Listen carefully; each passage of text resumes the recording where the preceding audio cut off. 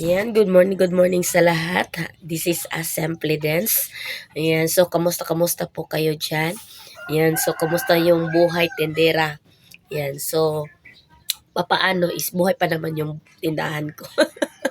Ayan, so lumalaban yung tindahan natin. Ayan, yun, lumalaban yung tindahan natin. Yan. Sa awa ng Diyos, so nakakaraos din sa pang-araw-araw.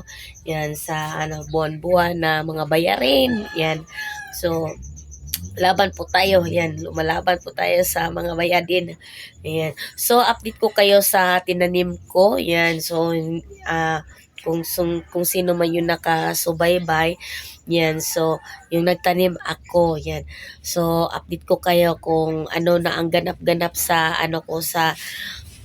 sa tinanim ko. So, i-update ko kayo. Yan. So, kahit papaano meron namang na-improve yung natin yung tawag dito yung tinanim at tayo na yung tinanim natin noon.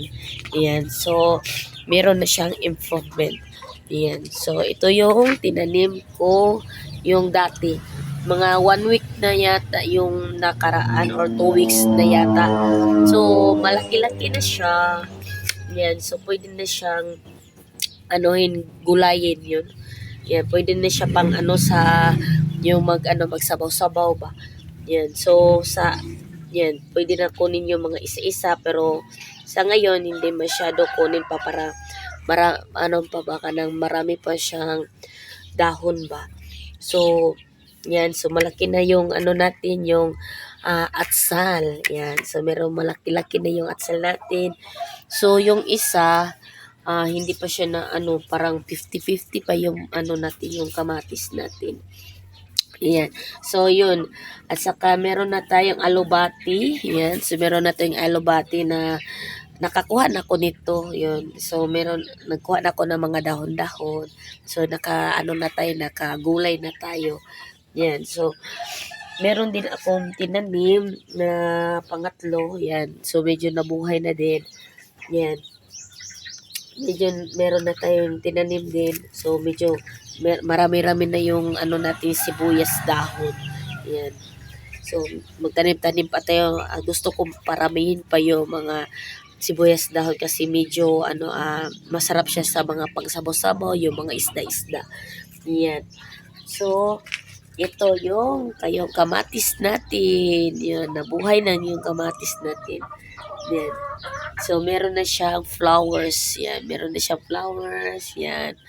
Siya flowers. So, medyo mataas-taas na at saka yan. So, siguro mga 1 month or hindi pa aabot ng 1 month. Siguro meron na siyang kamatis. So, update ko kayo. So, anong ganap-ganap ng mga mga tanim-tanim ko. So, ngayon is magtatanim pa ako ng mga gulay-gulay. So, naghanap ako ng mga ganito-ganito ba, ng mga sa mga plastic yan. So